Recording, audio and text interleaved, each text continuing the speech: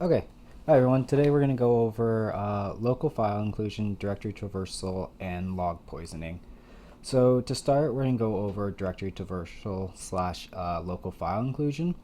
And if you're unfamiliar with this vulnerability, it's essentially where you can read arbitrary files on the system, and it's usually found through a get parameter. So if you're not familiar with the get parameter, here in PortSwigger, it's showing the get parameter's file name, and it has the ability to read etc past WD.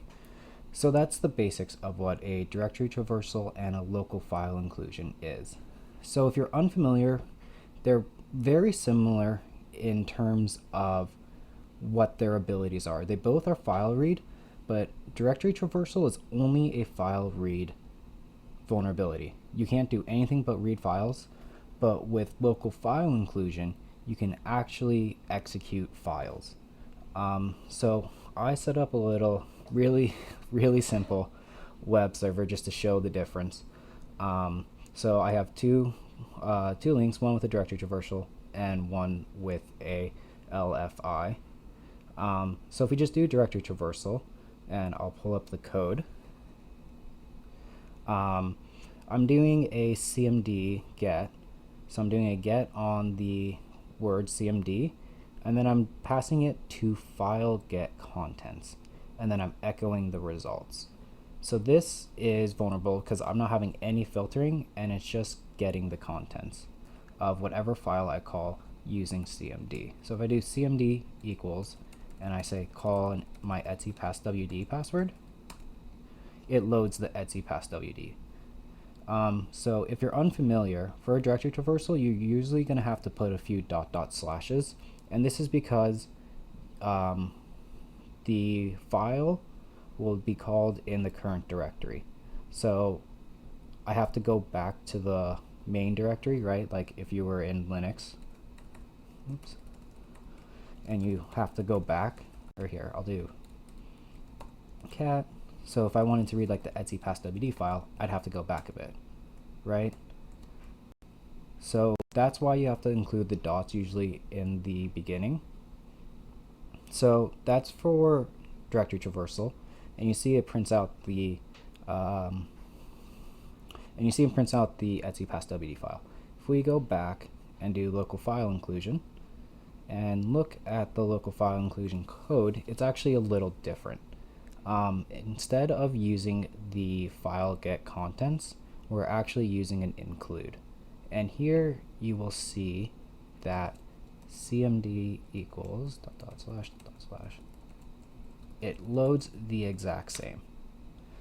So there's no difference. I mean, I can just copy this, paste it, and I think I named it Trav. It's the exact same. So you may be thinking, what is actually the difference? Because right now, etc past WD is just a text file. All it's doing is reading it. Well, the difference is this include actually will execute files, whereas file get contents won't.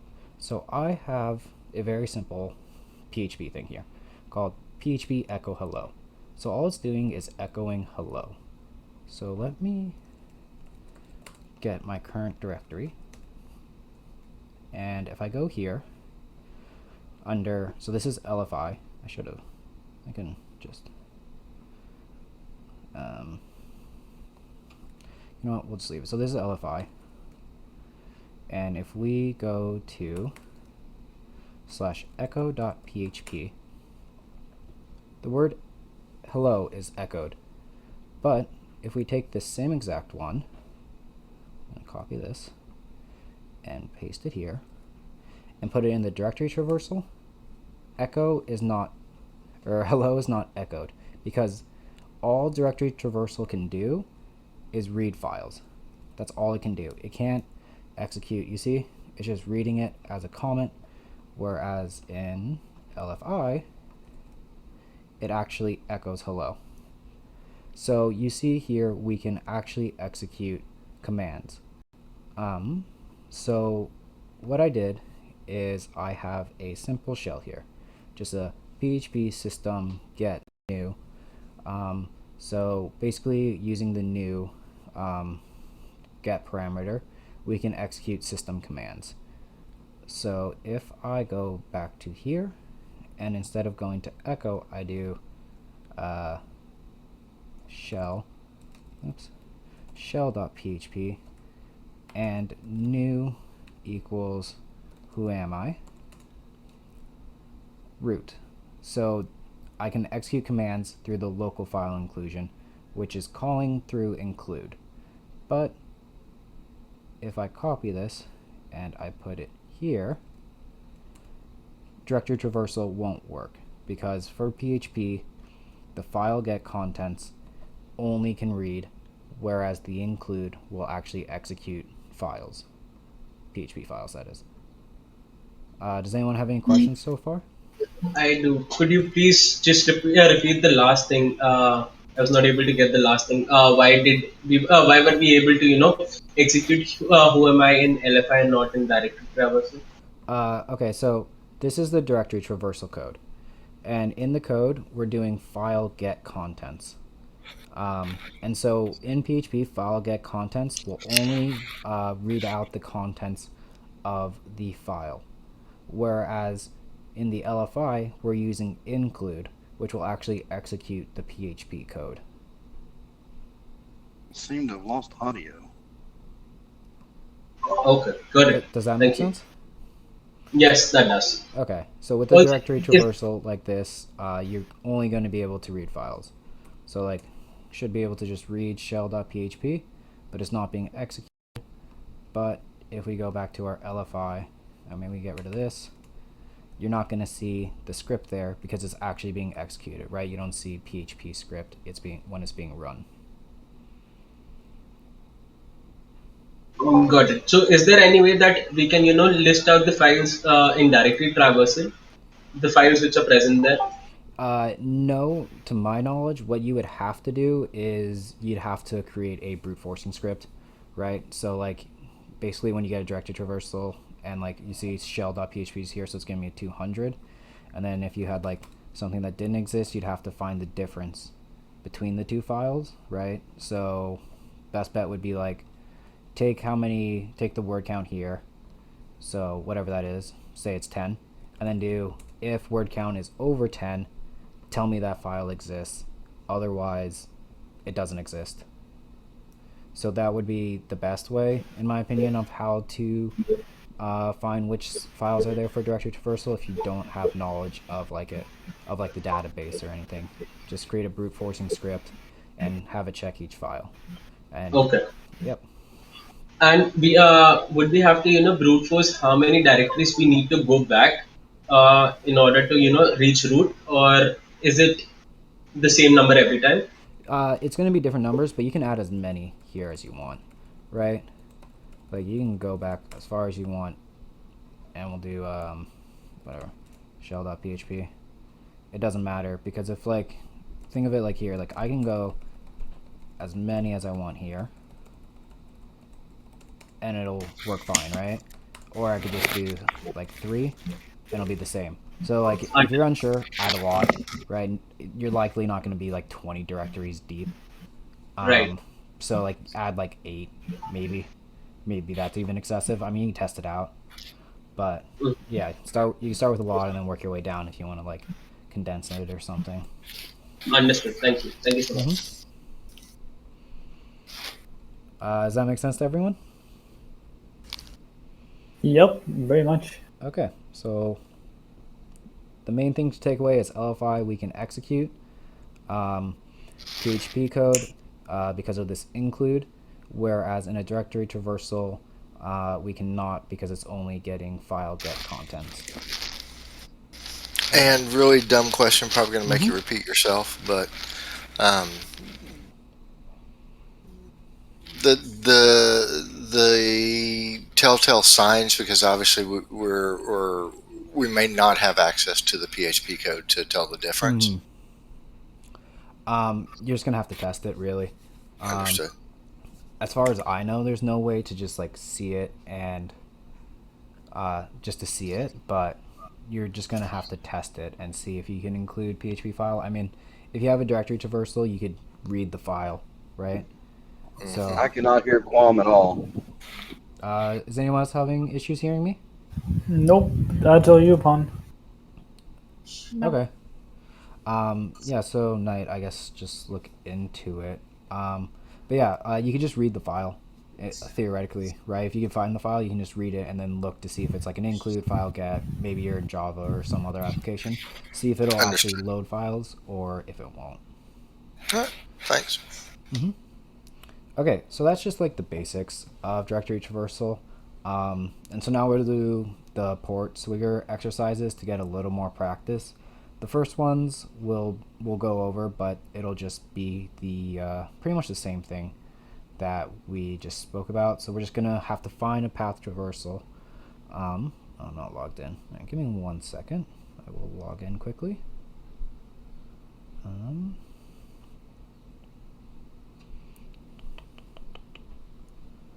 1 second. I'll pull up my password. Let me see here.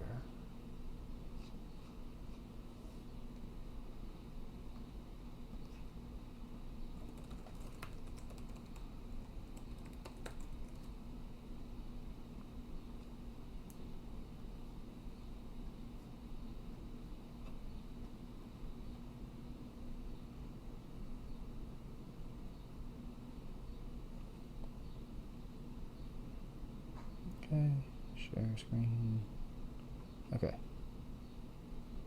Okay, so we just have to find a simple directory traversal and read etc past wd. So to start, you may just like click here and you see up at the top it's product product ID equals 1. So what we could do is we just test to see if this parameter is vulnerable and go for like etc past wd, and we get invalid product ID. So at this point you can test out different parameters, but they actually included something very weird into this, which is abnormal to say the least, where if I refresh this, if I turn burp on and I refresh this, we see the first get of product, and if we forward this request, get a DNS from Shodan, okay, forward that, we get a second request from the PortSwigger website we see up here, and it's actually doing another get to get the image on file name. So if I put this over in repeater and I just change file name to test for a directory traversal, pass wd, and send it, I see that it works. So we find that there's actually multiple requests loading on this page, which is why tools like burp and zap are really great, because I mean we could use like inspect element, but that would take a minute longer.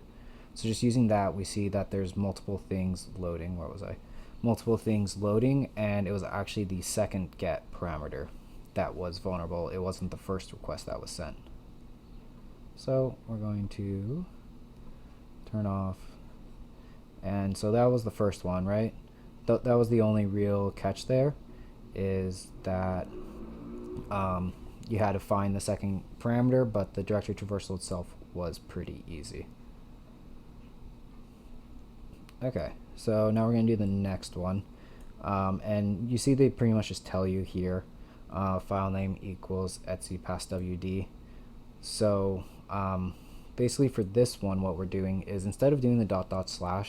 we're just going to call it directly, the file directly. There could be some sort of filtering that like they are like, oh, if there's .. kill the request, but then they don't check to see if you're in a specific directory or anything. So that's what this one is demonstrating. So let's turn burp back on, proxy, draw, just clear quickly, refresh this. I really gotta disable Shodan. Okay, so we see the same product ID equals 1, and I'll save the trouble. They all load the exact same. And with the second request actually being the vulnerable request. So I could try here being like, we try the same thing. etc pass wd and send it, and we see no such file with a 400 bad request. So likely they're just like, if there's a just give it a 400. So instead what we can try is we just go directly and call file equals etc pass wd, and we see it loads because they're not checking, they're not being like, it has to be in like the var html whatever, html images or image directory. They're just saying, oh, don't allow ... So that's one kind of filtering you may run into, and it's obviously pretty easy to bypass. So if we turn intercept off, we can do the next one. Back to lab description, directory traversal,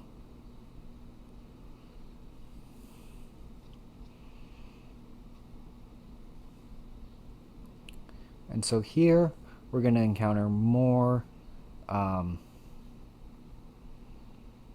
filtering happening, and a great Hacktrix LFI has a great just a great tutorial in general for file inclusion and path traversal.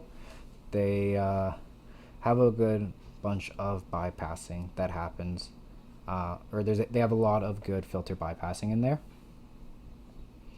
So as you can see, there's like, they have a whole bunch of stuff. LFI basics, right? This is what we talked about. And then strips non-recursively is pretty much what they said in ours, strips non-recursively. So I will explain how that works in a minute. Let's just get it loaded. Perp, intercept on, let's refresh this, forward, all right, there we go. Okay, so like you might try your basic one of this, etc pass wd, and send it, and no such file. So often what happens in bad developers is they'll be like, if .. is in there, remove it. So how we bypass that is we just add another .. right? So the server will basically read, oh, there's a .. remove it, but they're not going to run it again. So then we still end up with the same path traversal exploit, just because we added another .. and then it reads it. So all we have to do is just basically copy this and just add it to the front of everything, and then when we send it, it'll load properly. Does anyone have any questions so far about any of the last 3 challenges we did?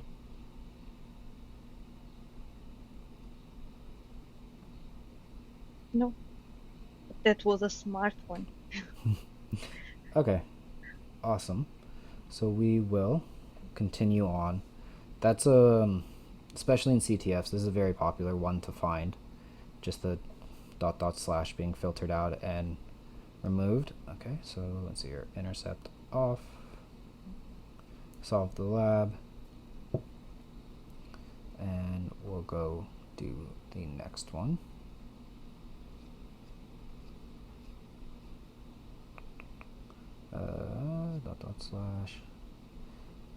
So another way to bypass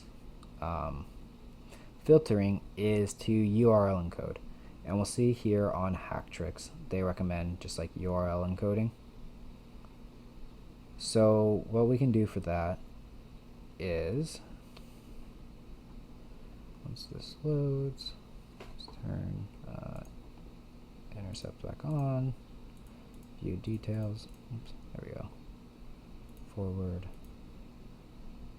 get product. Okay, we can try like our basics of like .. etc pass wd, and send that. bad request. We could try like doubling up again. Still on my clipboard? It is. Try doubling up again and sending it, and it won't work. So maybe what the filtering happening now is they're like if / exists, just like die. So we can try just taking this and just URL encoding a bit. URL encode. You can do this. You can do URL encoding through burp. I have intercept still on, but when you do it through burp, it's going to really encode the entire thing. I just show you quickly. We can try and send that. I don't. No, encode as URL. See, they'll encode really the entire thing, and we're not looking to encode the entire thing. So we can take it, put it in here. Does this one encode the entire thing? So now we're just encoding the slashes. So if they're searching for that or for that, it will bypass it because of the %2fs. So if we go back to repeater and paste it in and send it, we still get a bad request. So maybe they're good and they're also like checking for the %2f, right? So maybe we just need to encode it one more time, and that way they're not checking for double URL encoding. And if we send it, we see it loads. So basically what we're getting at is if they try and do it themselves, they're probably going to make an error at some point, right? There's a lot of different bypass techniques to use. So if they're trying to like just manually remove like, oh, well, we don't want this, or we don't want this, or we don't want URL encoding, there's always going to be one way basically we can bypass it. At least it seems like it so far. Obviously there is ways to properly secure this so it's not vulnerable, but a lot of times they're going to make mistakes. So directory traversal. Okay. So let's see here. We did that. Okay. So now for this one, when we access the lab,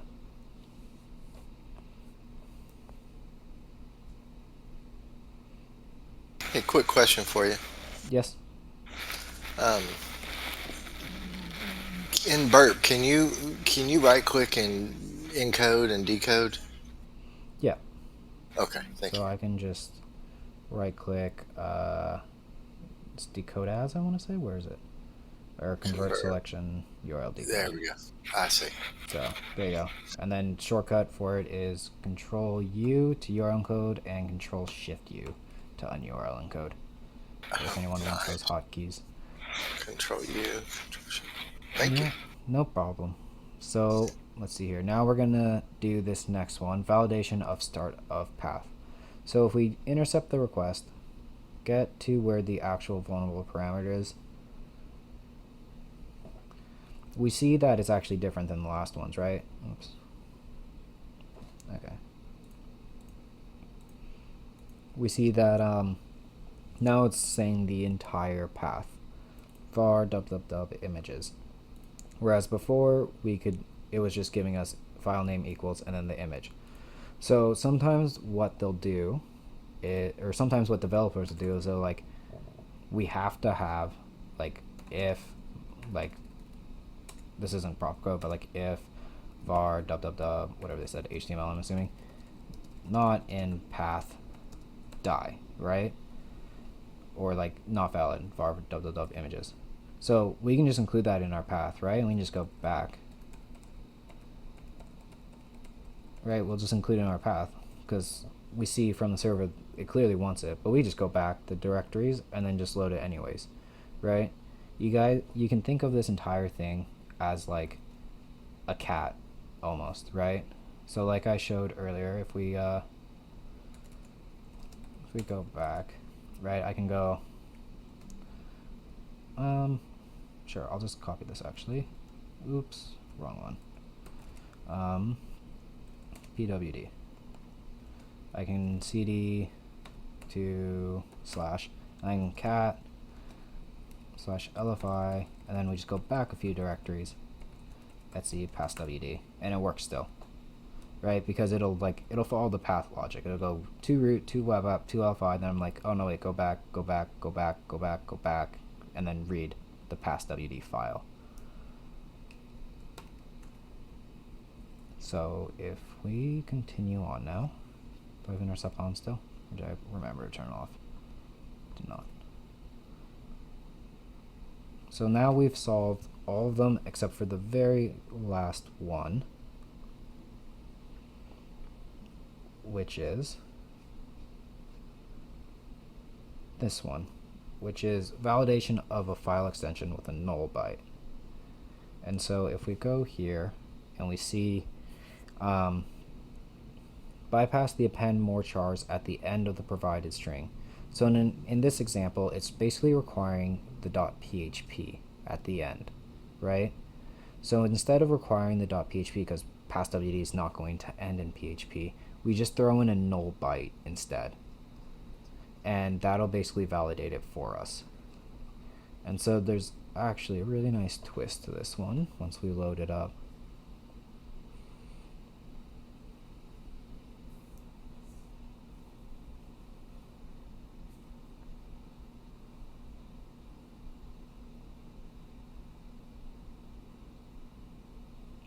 Turn intercept on, view details, forward, oops, nope, don't want to configure the target, forward, okay. So what we can do is we can, like, again, you're gonna probably start with the basic of like /// etc passwd, and it doesn't work. And then you can, like, we try all the other ones, so then we try like a null byte at the end, because that sometimes work, and it still gets a bad request. But if we look here, we see it says .jpg. We see it says .jpg, so maybe it does require it, and we can actually load images with this. So it's requiring like a .jpg, .png kind of thing at the end, and we can actually still load this because of the null byte here. Can you back up to the null byte 1 second and explain that a little? Yeah. Let me. Where I'm just. So like here we see. Trying to sink in. So like Hacktricks explains it best. So here we have this.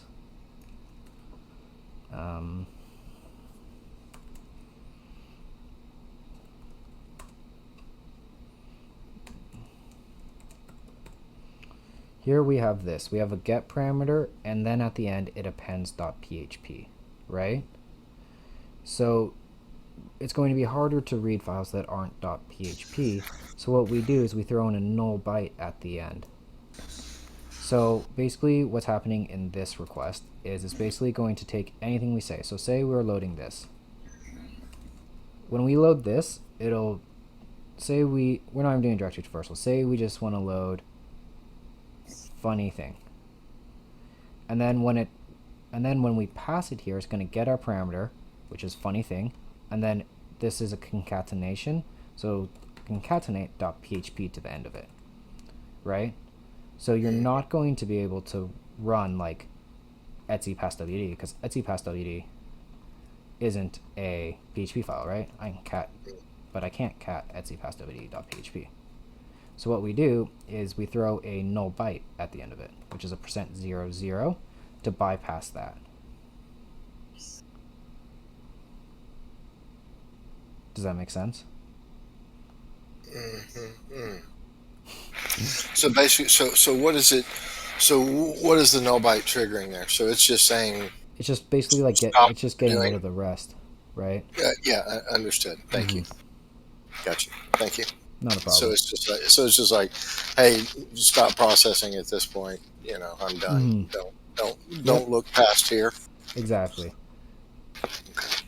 And that's the last one on PortSwigger. PortSwigger is a little bit of a shorter one for directory traversal, but those are really the main bypassing ones.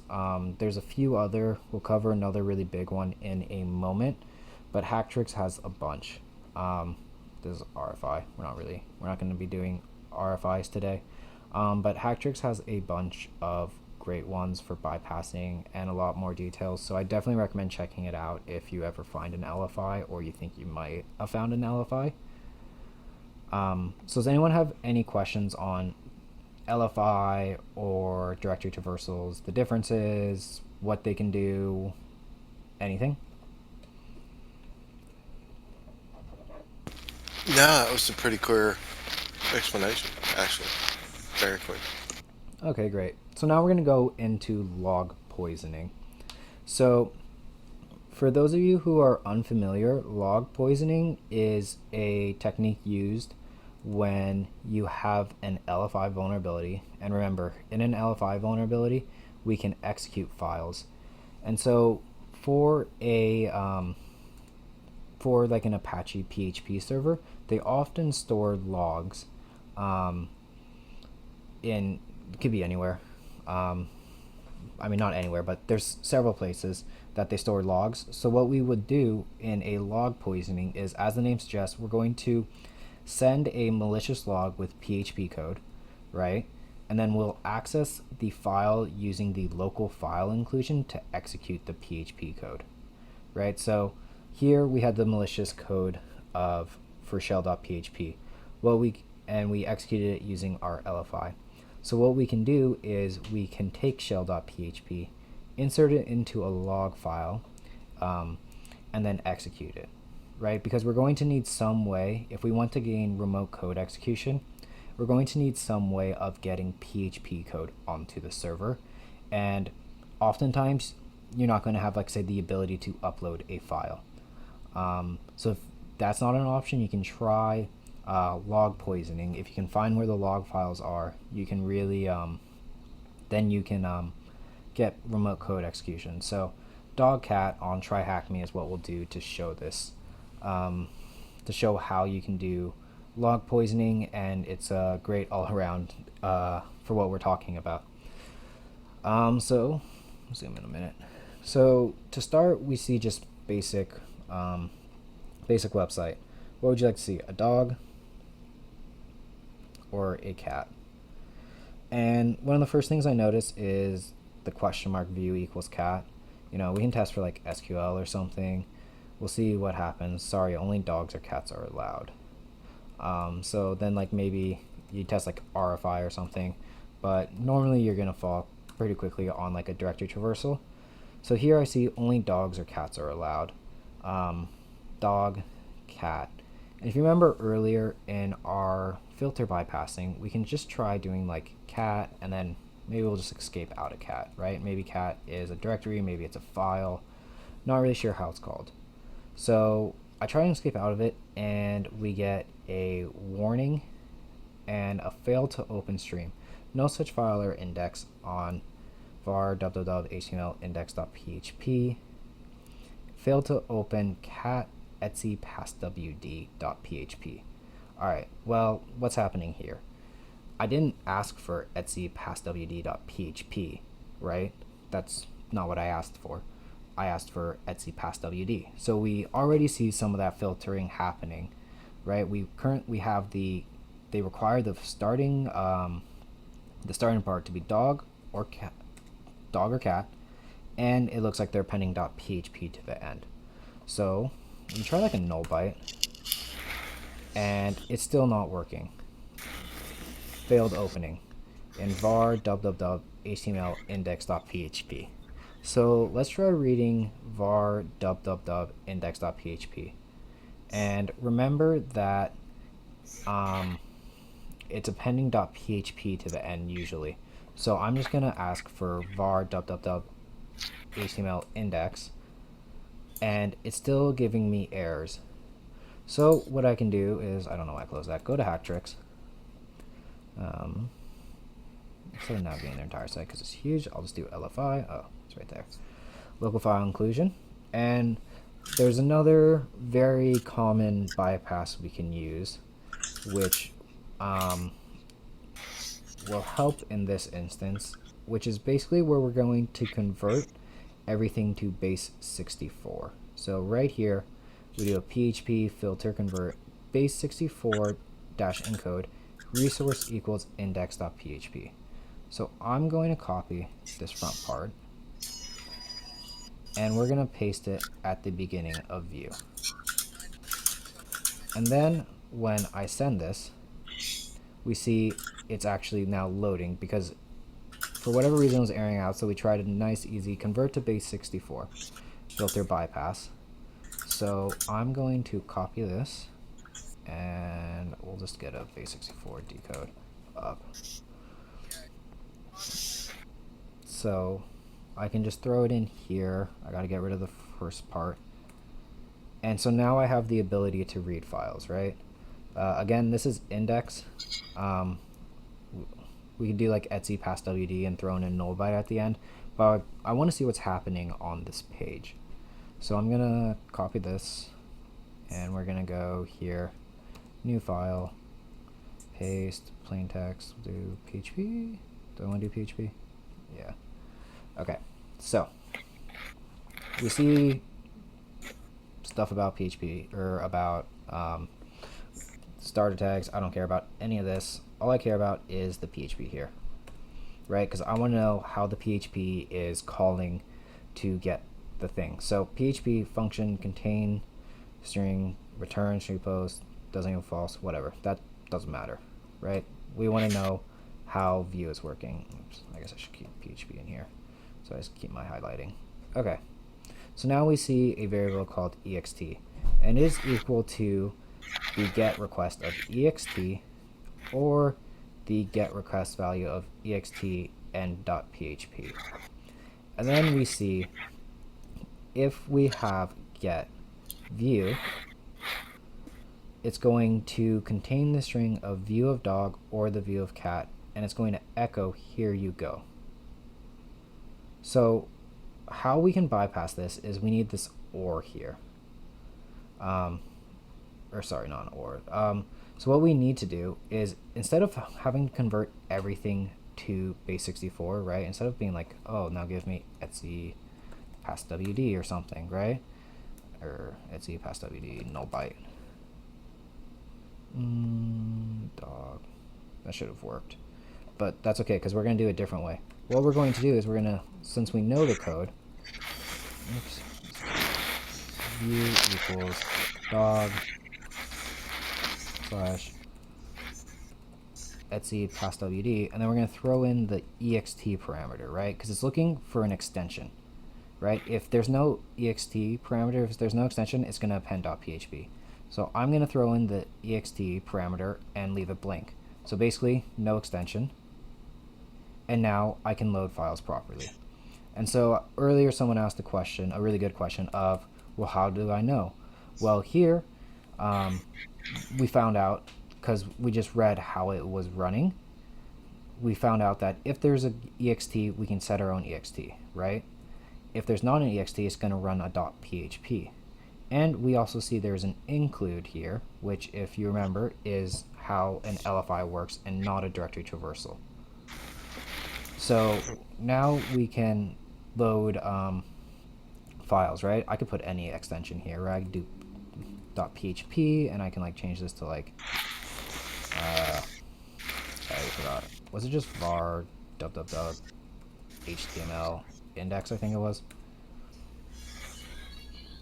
I forget where we were.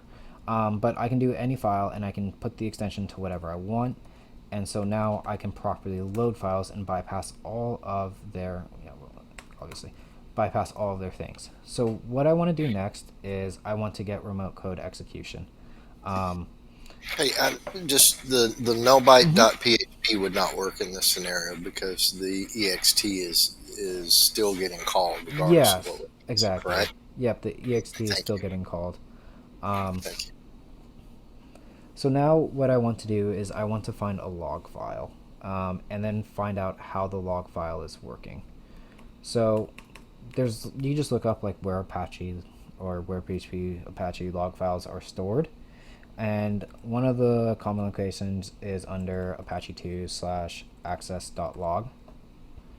And so if I go here after, like, you would test a few, and I find that there's a log file here, right? So if I just take one of these requests, let's break down what's getting called exactly. They're not gonna make it nice, are they? Get. All right, so we see it says what kind of request we do, right? Get, post, whatever. And then it says the date. So we're looking for a variable under our control. HTTP1. I've already reached the end. Okay, I didn't copy enough. Here we go. Down here is where I want it to go.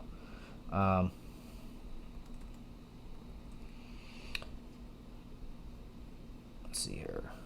So we see that one of the variables being called in the request is our user agent, right? Which is Mozilla 5.0 Linux.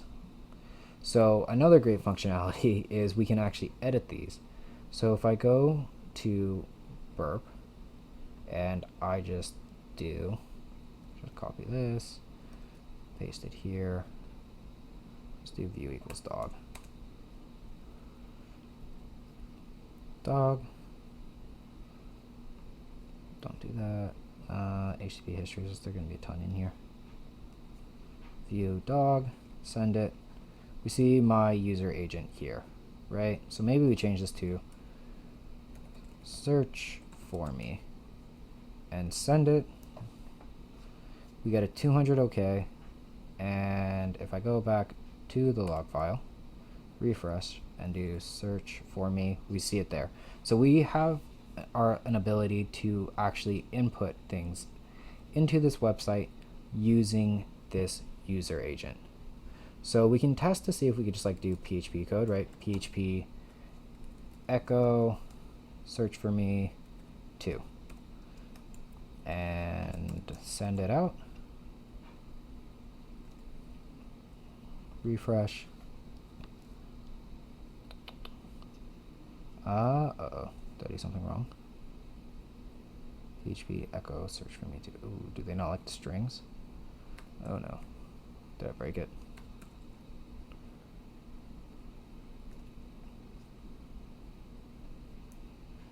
Expected identifier. PHP echo search for me too. Oh no, I might have broken this.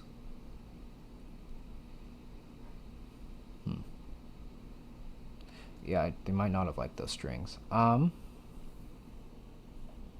Yeah, I don't think they like the double strings. I may have to restart this box. I think I might have broke it. Well, whatever, we'll continue trying. So that's not loading. We'll see if we can still execute commands. So remember earlier we did this for the PHP. We're going to do the same thing and try and send it. Oh, I forgot the semicolon. Maybe that was the issue. So we'll send it, and we'll do the same thing as before, where we do and ext equals, and I'll do another and I use the word new equals who am I? Is it going to load at all? Okay, this I might have to restart it. TCP dump tech I ton 0. TCP dump tech ICMP. Sure. And we'll try and ping myself. See if we can execute code. Alright, yeah, I big broke it. Alright, sorry. We'll so restart. There's no restart on this, is there? Alright, so I'll terminate and restart it. Make sure you send good PHP code, I guess. I'm gonna try not to show answers. Make sure you send good PHP code, otherwise you may get angry devs.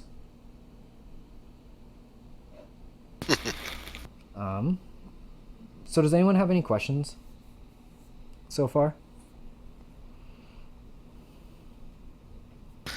I don't have any questions. I just Straightforward. want to say this is amazing, dude.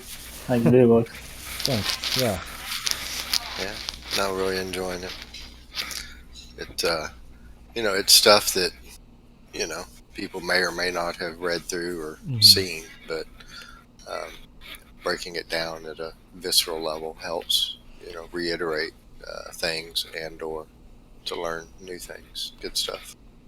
Definitely, I agree. So when are we going to do SSTI and is that next week? Yeah, we can do SSTI whenever. I don't have next week planned already, so whenever people want Do to you do take SSTI, suggestions? yeah, I'll do whatever. And I've got another question while the box is booting. Mhm. I see you had Shodan integrated into Burp. Uh, Um, it's or actually a plugin.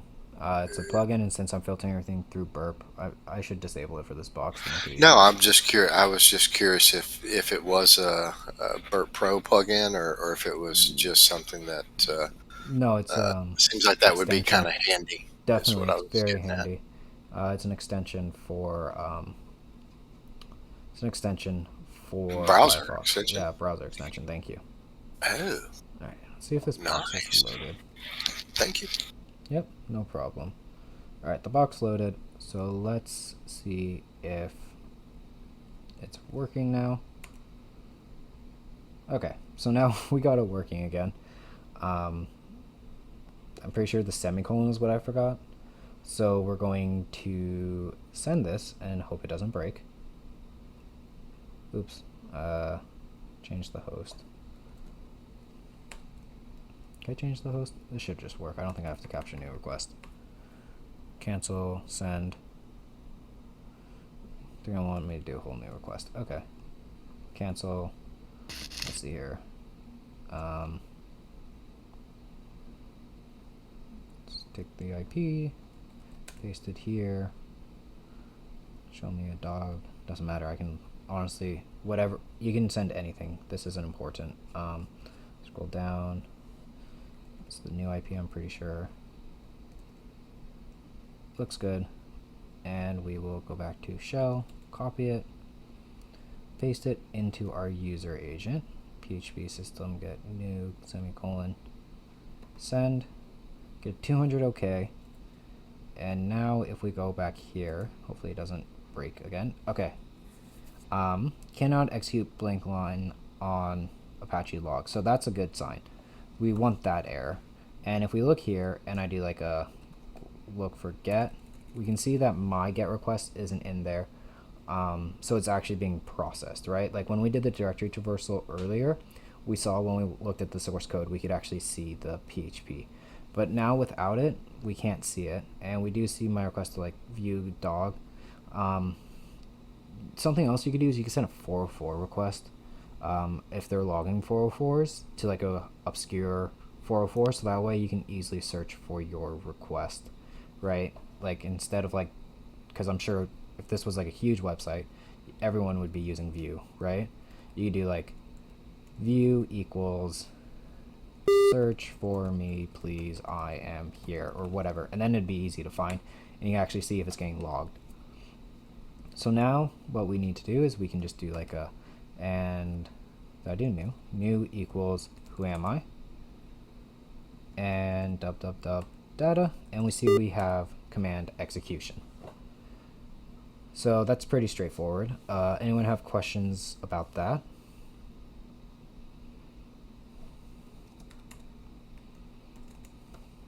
Okay. So now now this is just a regular PHP reverse shell, really. You can just like start throwing in whatever you want.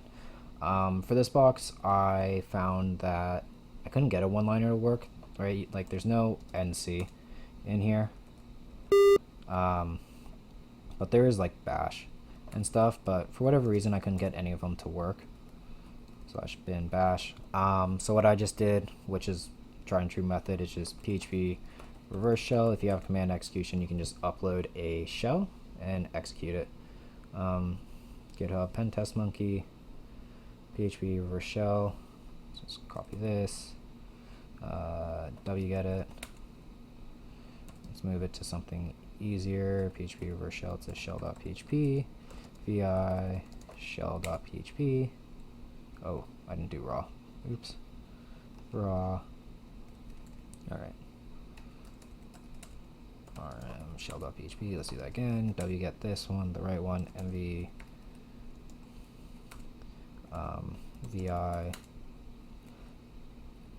And now we will 10.2.8.7.5.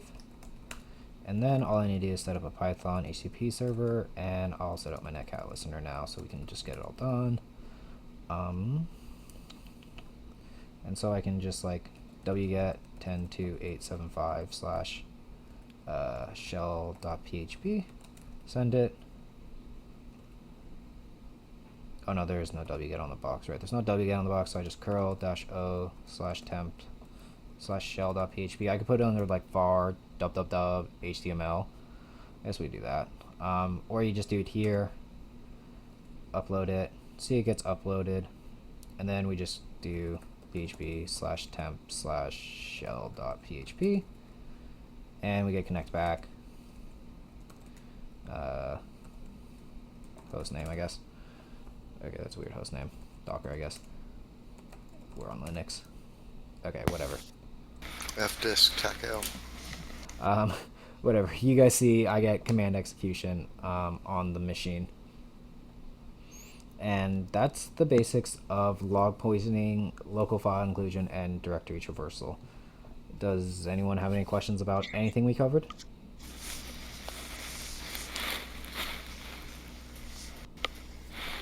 Just one thing. How did you know that we'd have to use log poisoning on this block specifically?